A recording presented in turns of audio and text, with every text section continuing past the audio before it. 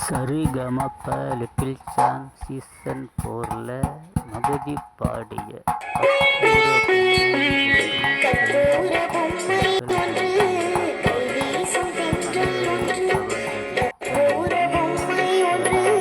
கை வீசும் தென்றல் ஒன்று கலந்தாட கை கோர்க்கும்